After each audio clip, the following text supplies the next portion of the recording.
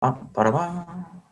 Okay, so Awesome. everyone can see that screen. I think we will go ahead and start. So I just want to introduce Matt Sharpe, Associate Professor at Deakin University, giving his talk today, Tales of the Mighty Dead on the Force of Examples in Stoic Therapy. I, for one, am extremely excited to hear this talk. Matt is really well known in the area, prolific author, has recently had a Zoom session with Donald Robertson on anger, has written on recovery of the idea of philosophy as a way of life. So without further interruptions, delays, Matt, please take it away. Okay, thank you so much, Charlene, and thanks, Judith, for inviting me. And it's been really great to be here. And I've already got a few tips, and I bought myself a new Epictetus, courtesy of the previous session. And I've written down a couple of other things I'm going to get a hold of that Keith said as well. So, yeah, we were just raising this issue of, I guess, academic versus non-academic, I guess, uptakes of Stoicism. I just wanted to just throw my kind of 2 cents in, because I'm an academic, right? Although I may not always be an academic. I've been one for the best part of 2 decades. And yeah, it seems to be coming from within that space. I mean, we've talked about, it can be intimidating looking at it from the outside looking in, but it's interesting when you get involved with philosophy as a way of life from within the academy. You get the inverse effect, which is that you get a certain, you can get a certain, kind of snobby sort of idea that if you're doing that kind of philosophy, it's not real philosophy. And, obviously that's something that I profoundly disagree with, but it is real. And for me, I always think, is it a line from Epictetus where somebody asks him, what's the one thing the philosopher should do first? And I think it's Socratic, but he says more or less, well, you've got to admit that you kind of don't know everything. And there's a humility in, I guess, saying my life's not perfect and maybe I need help with a philosophy, which I think is kind of wrongly looked down upon, because I think it's very, very noble, I think. But yeah, that's what I'd kind of add to that before I begin. So I'm going to begin with a quote from Francis Bacon. Following his fall from grace as the Lord Keeper, kind of like the Attorney General, in 1621, we can talk about how that unfolded and why, but certainly a rival faction was at hand. And Bacon's writing to his friend, a man of the church, Lancelot Andrews, and he's describing his new life, which is, a forced exile. We're familiar with that from the Stoic tradition. And Bacon writes as follows: amongst consolations, so he's needing consolation, it is not the least to represent to a person's self, a man's self, like examples of calamity in others. For examples, he says, and these are the 3 ideas I'm going to kind of end with, give a quicker impression than arguments. And besides, they certify us that which the scripture also tendereth for satisfaction. And this is Ecclesiastes, that no new thing is happening to us. This they do the better by how much the examples are liker in circumstances to our own case, and more especially if they fall upon persons that are greater and worthier than ourselves. For it savoureth of vanity to match ourselves highly in our own conceit. So on the other side, it is a good sound conclusion that if our betters have sustained the like events, we have the less cause to be grieved. So Bacon writes beautifully, but ornamentally in a way that's difficult, and I hope to be able to break that language down for you. I'm going to kind of, in a sense, offer a commentary on Bacon of a certain kind today, because he's talking about consolation for grief, and he's a philosopher who, at the beginning of the 17th century, still had a very different sense of philosophy than what we perhaps have in the academic world today, much closer, I think, to what we've been talking about today. Bacon knew that he belonged to a continuous tradition, reaching back to the ancient Stoics, as we'll see.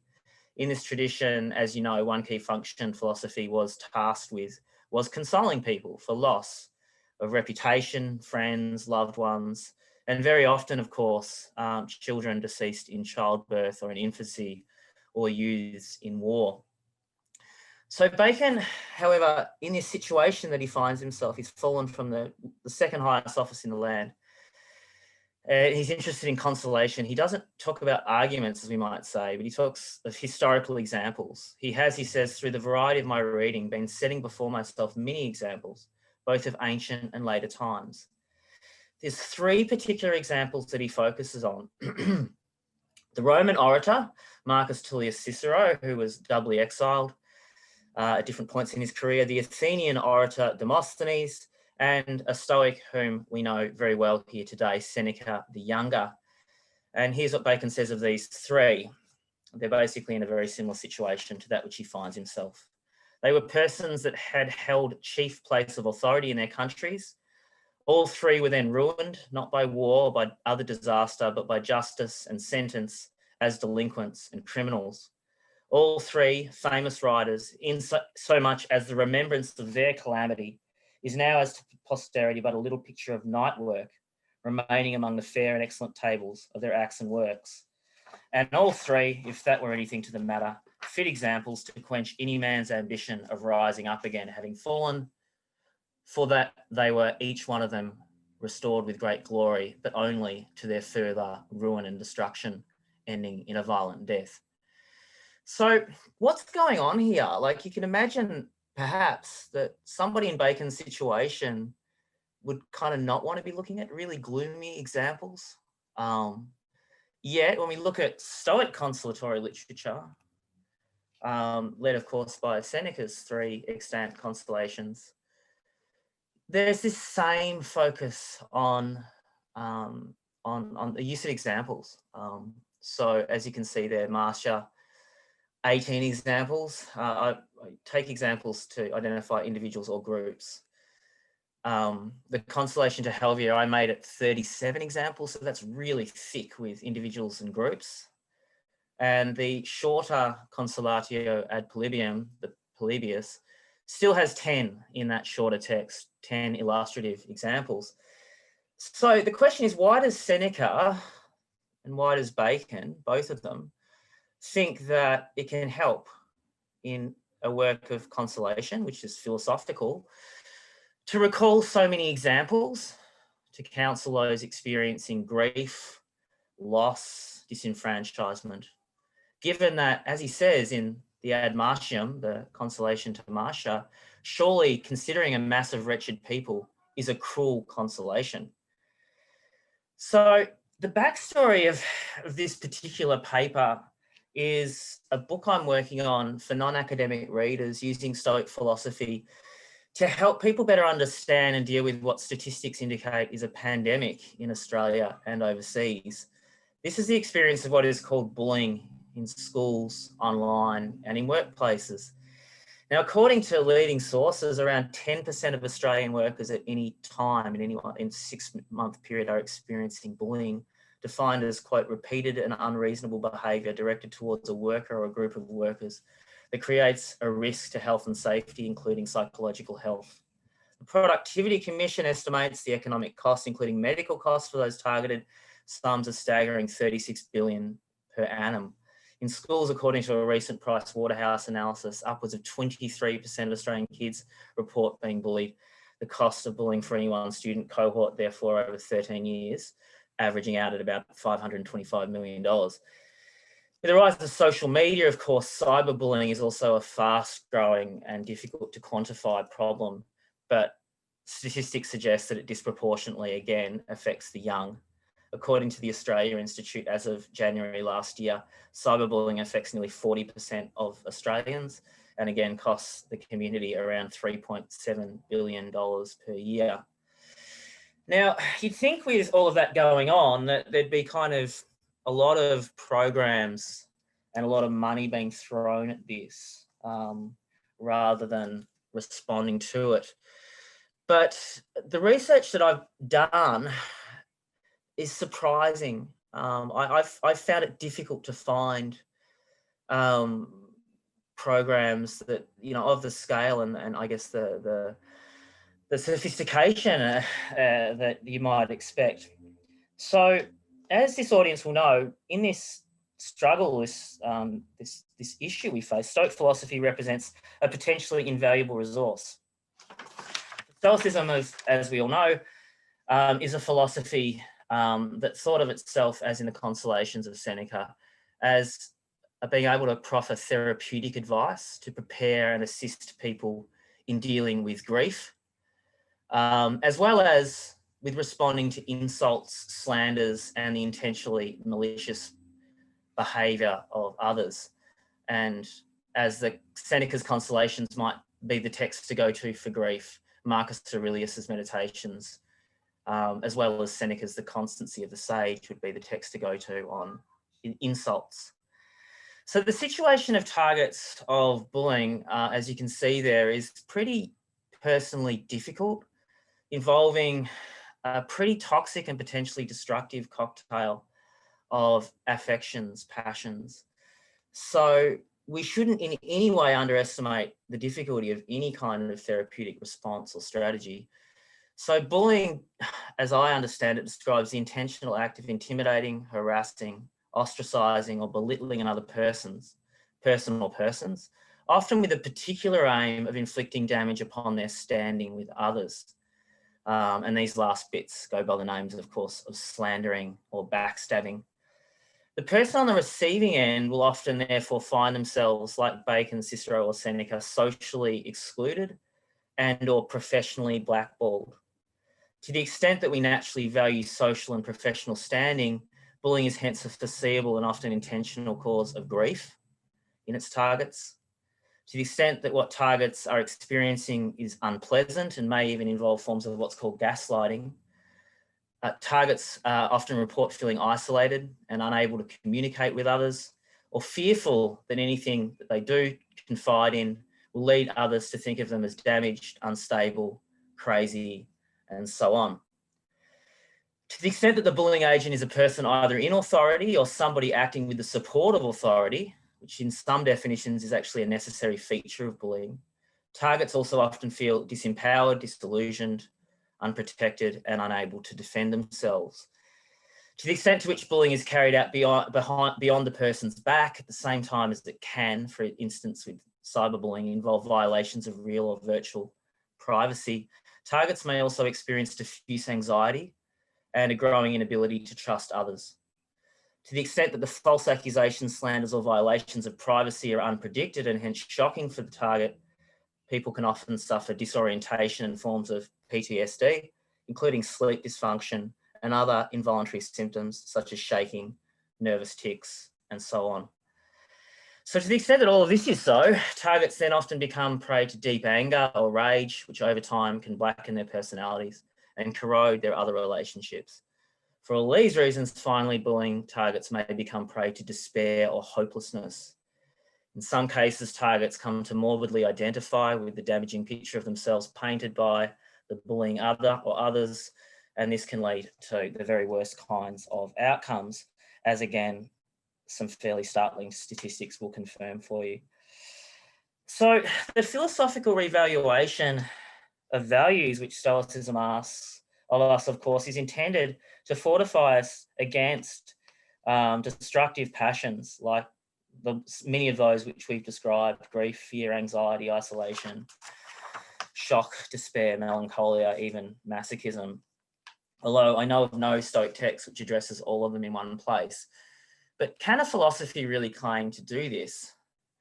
On one hand, the deep philosophical principles, the theory which underlie Stoic therapies of such passions, are easy enough to recite at a theoretical level. Since virtue, strength, or excellence of character is the only true good, and since virtue involves beliefs, choices, and actions over which we have control, then the good person cannot truly be harmed by others. We must instead assent to the idea that we have been harmed. Yet this assent can be shown philosophically to be invalid, even when we are faced with the worst actors.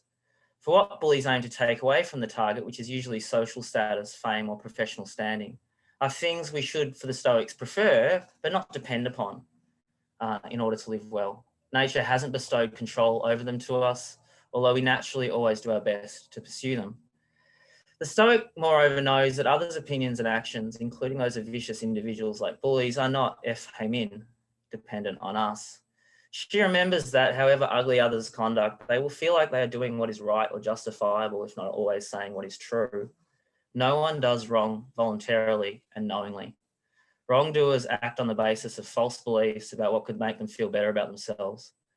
The Stoic also strives to remember that all human beings are of one species, that we are all born for sociability, and that therefore to hate and rage against even those who most deserve it is importantly inhumane. She distinguishes between defending what is right and pursuing a vengeance which, fueled by anger, always tends to become excessive when it does not become blind. All of this allows us to see that bullies may well belittle or even disenfranchise the Stoic, but they will not succeed in distressing the sage. Anytus and Miletus may kill me, but they cannot harm me. So Socrates argues at his trial in 399 BCE, unjustly accused of corrupting youth, if not perhaps of disbelieving in the Olympian gods. The best revenge is not to become like those who would harm you, Marcus Aurelius rejoins nearly 600 years later, under arguably the same kind of philosophical inspiration, if you're a Stoic reader of Socrates, which I am. And yet, on the other hand, there's clearly a vast existential gulf between knowing these arguments at the theoretical level and integrating them into one's life as the very stuff and marrow of our daily thoughts and choices. There are words and ideas, and then there are deeds and sufferings.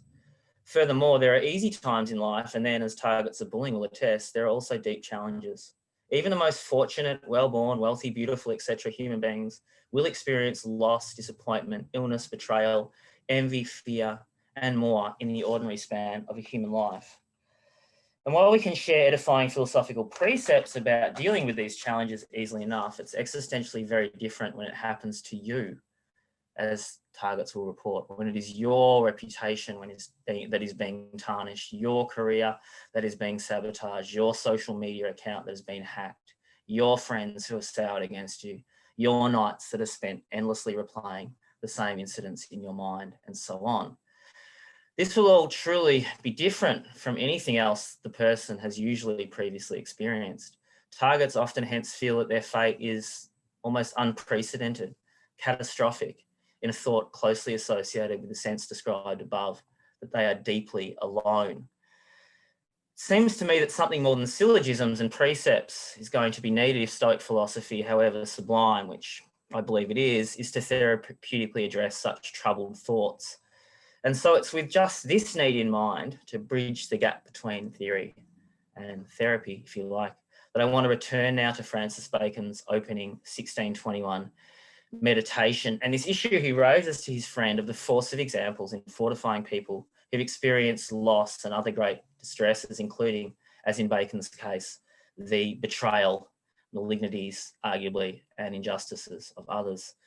Bacon, I think, astutely identifies what we might call three therapeutic functions of adducing examples to try and make the theory therapeutic. Examples of the experiences of others, Bacon says, first, give a quicker impression than arguments. What does that mean? Well, it is one thing to know that mothers have lost children before and responded in different ways. It is another thing, as with Seneca's Marcia, to be asked to compare the like situations of Octavia, Augustus Caesar's sister, and Livia, the same potentate's wife, and to consider how each of them responded in close detail. Who did they lose, at what age, under what circumstances? How did they grieve, for how long, and with what effects? How did their grieving, for example, affect their relations to others around them? Putting names and tales to our ideas also gives them, if not life, then the ability to engage our imagination and animate our sympathy in ways impersonal argument alone is powerless to do. Second, Bacon tells us that such tales of the mighty dead, to echo Keats, also tender to the worldly, near Stoic wisdom of Ecclesiastes. There is nothing new under the sun. The Stoics already understood one thing that post-Freudian psychology has confirmed, that people suffer more when they experience something distressing which takes them unawares, when they don't understand what has hit them, and when they feel, as above, that what has occurred is accordingly traumatic, enigmatic, unique, or singular.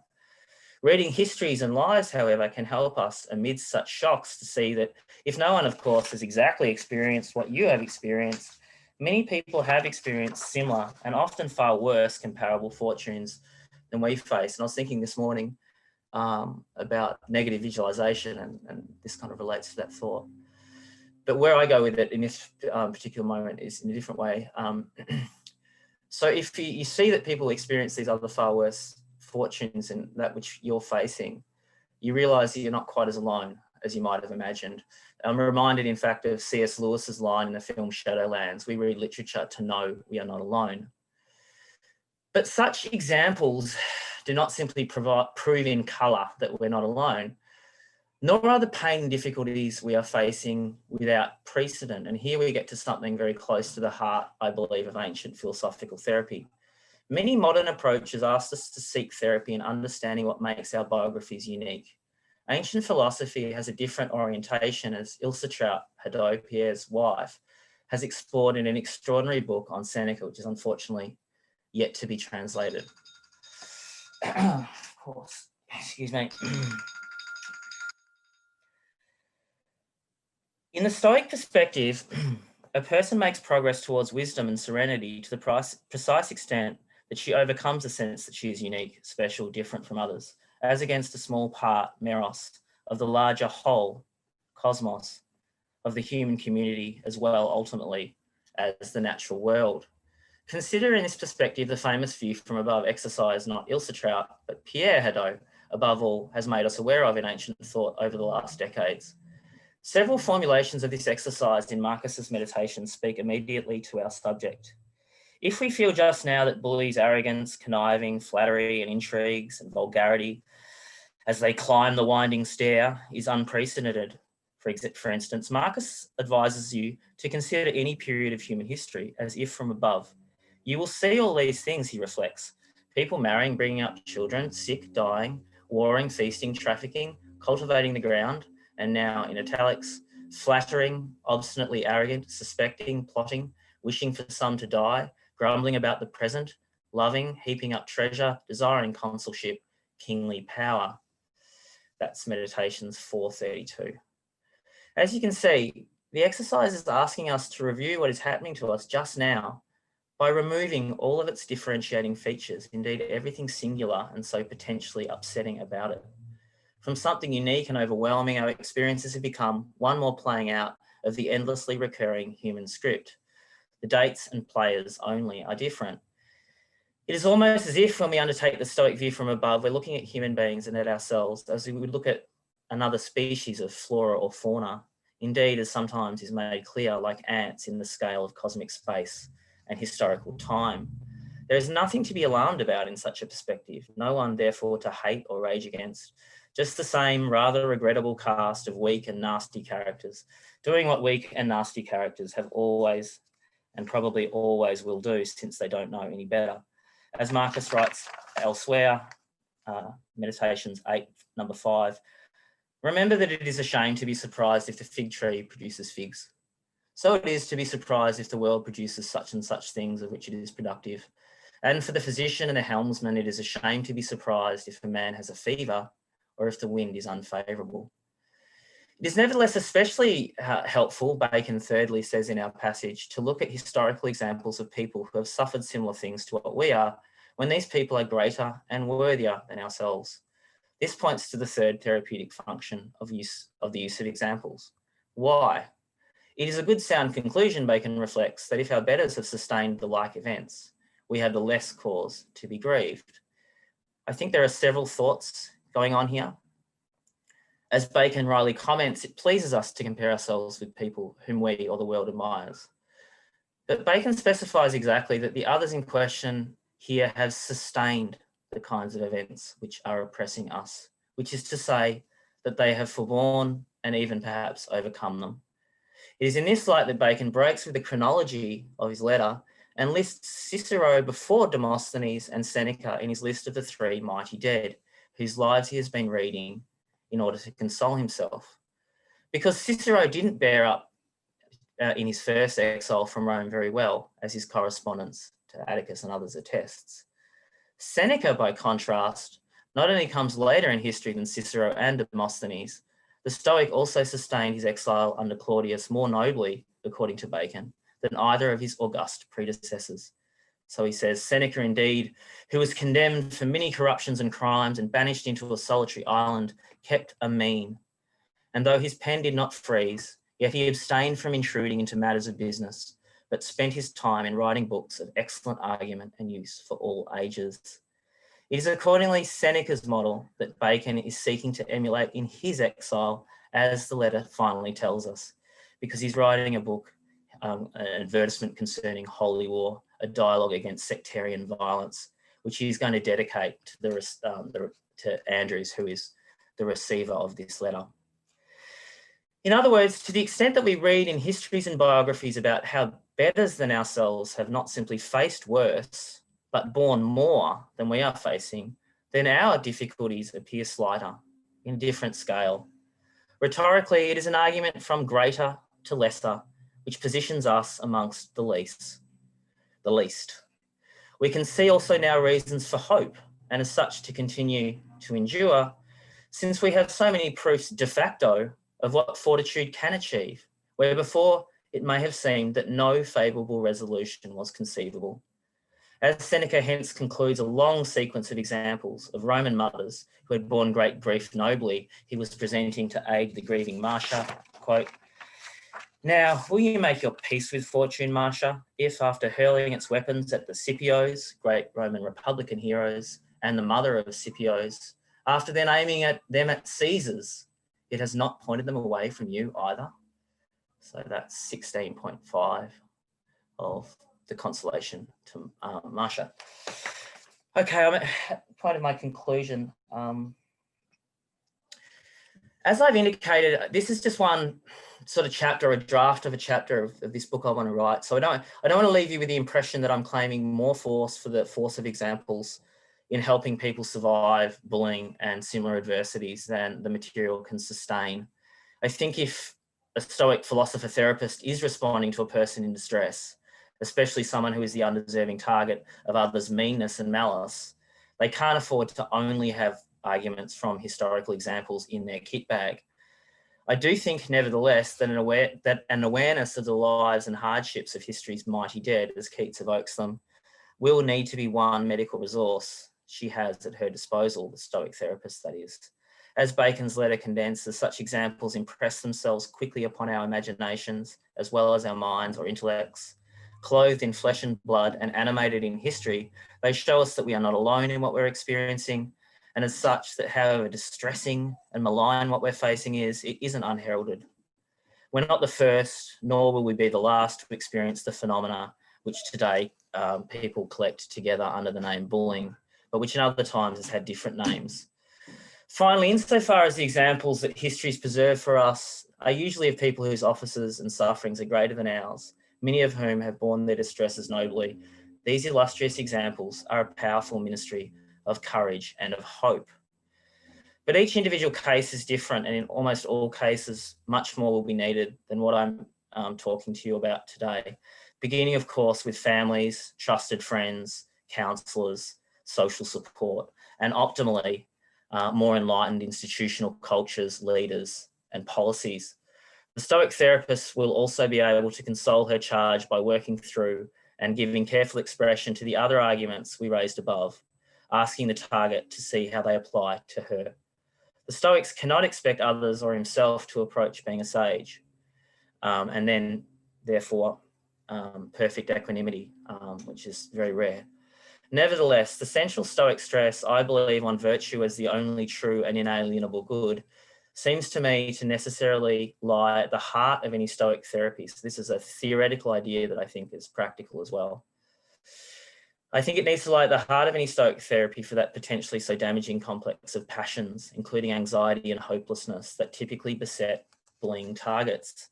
To the extent we can teach others to understand and take this idea to heart, it also becomes its own profound source of comfort, the remarkable Chrysippeian virtue of confidence that nothing terrible can happen to us, which, as with everything in Stoicism, arguably directly evokes Socrates. Okay, but since examples have been my theme, let me finish with a passage from Shakespeare, which I think illustrates such confidence, thera leotes, in an example from Shakespeare's Henry VIII. It's also an example, to return to the beginning, which I'm not going to be the first to compare today to Bacon's own fate after 1621. This is the fall and imprisonment of Archbishop Cranmer in Henry VIII, which appeared in the first folio of 1623. Know you not how your state stands in the world with the whole world?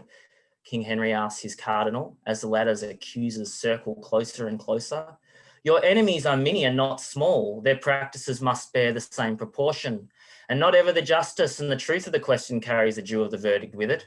At what ease might corrupt minds procure knaves as corrupt to swear against you? Such things have been done. You are potently opposed, and with a malice of as great size. Cranmer is under no illusions as to the ignobility of his bullies led by Lords Gardiner and Buckingham. Men that make envy and crooked malice their nourishment dare bite the best, he comments darkly. Yet even as his fall is surely instrumented, Cranmer loses neither his composure nor his dignity. Instead, he takes comfort in the core Stoic tenet, at once theoretical and therapeutic, that virtue is the highest good. Most dread liege, he replies to the king, the good I stand on is my truth and honesty. If they shall fail, I with mine enemies will triumph o'er my person, which I weigh not, being of those virtues vacant. I fear nothing what can be said against me. Thank you. And thank you. Fantastic. So that was an amazing talk. If you have any questions, raise your hand.